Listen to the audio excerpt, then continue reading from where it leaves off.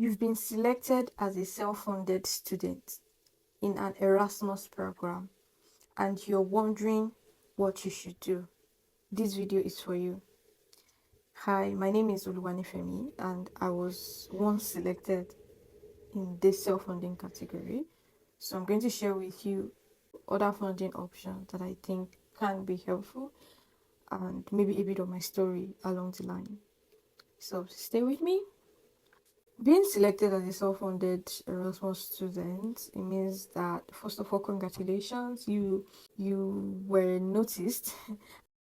Students selected in the self-funded Erasmus program are highly promising individuals, and there are students who deserve funding, but due to the limited number of scholarships available, did not get one. And after the scholarship selection, you're sort of next in the category of qualified students. So you should give yourself kudos for making it to that point. I understand how you feel because I've been there, but just know that it's not the end of the world. There are different options open for you to explore. If you are not able to find an option in the same year, you can reapply and reorganize yourself, improve on your application, and be hopeful again that you're going to be qualified as an actual scholarship student the next year. But if you're not willing to wait, if you would not like to actually wait and you just want to explore all the options that you have, so follow me until the end of this video. Now, what will you be needing this funding for? Erasmus programs require that you pay school fees and you're able to take care of yourself while in Europe, right? So usually the school fees is pretty high. Many programs, so I've not checked through so many, but a lot of programs fall under the 18,000 euros category. And sometimes the school fees is also dependent on your country. If you're an European, it's less for you. At least speaking from my own program, your school fees is less. But if you're from other parts of the world, you're going to pay the standard school fees, which could range up to 18,000 euros. And what does this fee covers? Basically covers all you need as a student, right? Except your upkeep, your accommodation, and maybe your feeding. But it covers all the compulsory administrative or operational costs that is related to the participation of the students in the program.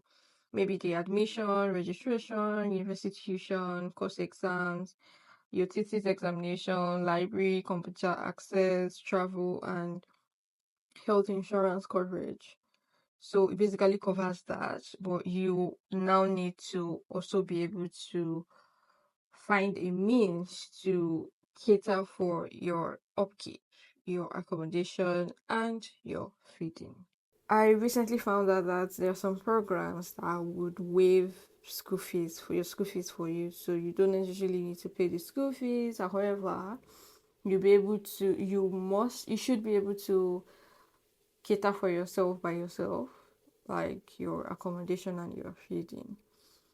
My situation then, I was in the category of self-funded, where I needed to pay school fees. I also needed to be able to take care of myself.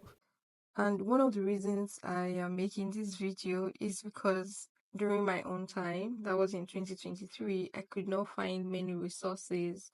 I could not find people coming up to say that, oh, they were in the self-funded category and this was the kind of funding that helped them. Not much was really online at the time. And even now, I think resources are still limited regarding that. And I know that many persons have they've left the opportunity because of this challenge, and I totally understand how draining it can be. During my time, and I know many programs do this as well, if you fall under the self-funded category, you'll be sent a number of scholarships that you can apply to, like other forms of scholarships. And mine was the Global Sustainable Electricity Partnership Scholarship, which would give you a lump sum amount that can pay your school fees, and then you have the remaining for your upkeep. And I applied, and luckily for me, I was able to get that scholarship, which went a long way. Unfortunately, it has folded right now. It folded on my set. They paid our school fees, they gave us the remaining money, but the scholarship body completely is no longer um is no longer in existence. That's the word. So that's like that would have been the number one option that I would always share with people to apply to. But yeah, something unfortunate happened. They're no longer offering scholarships. So what are your options? What are the scholarship options that you can have? Attached to the text of this video, I will share some links because I was checking through some programs, some Erasmus programs, and I realized that many of them have done their research on other forms of scholarships within Europe in different regions that are available in different regions that students can actually take advantage of. And I think that's very laudable for them to have done that. So, what are your options? Number one, I would say that you could reach out to your government or your country's Ministry of Education, explaining your situation, and then see if there is hope from there. I am citing this example because I know people that are actually currently being sponsored by their country's government. So there could be some caps on that because they would require that you go back to your country and work for maybe 2 years thereabouts before you can gain your freedom, which is not bad if your country is a place you'd like to go back to afterwards to work, then why not? So you could reach out, do your research properly on what can my government offer me. If my government notices that I have this kind of opportunity, what can they do in terms of financing my education? I'm going to tilt a bit towards France because I'm a bit familiar with it, as that's where I had my first year. And so I'm going to talk about the scholarship provided by the French government through Campus France.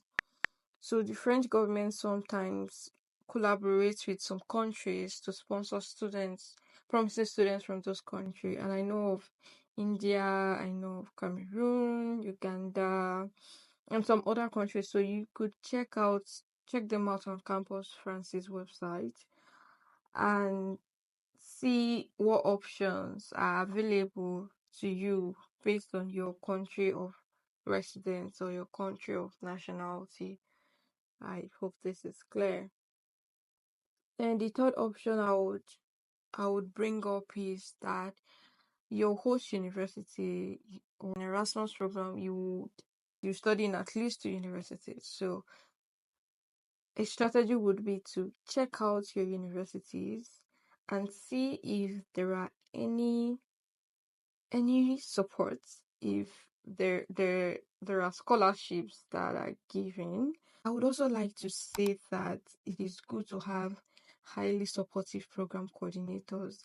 And I think this is very important because if your coordinators are too nonchalant about your status, I think it's not so encouraging for you to go in the first place because you're going to a place where you don't know anybody. You don't have an organization that is organizing this year program. The individuals that are in charge should be open and very helpful.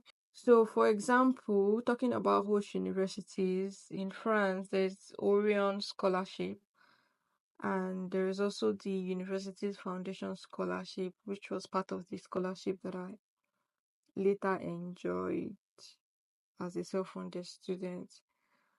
Also, these host universities could provide tuition fee waiver as well.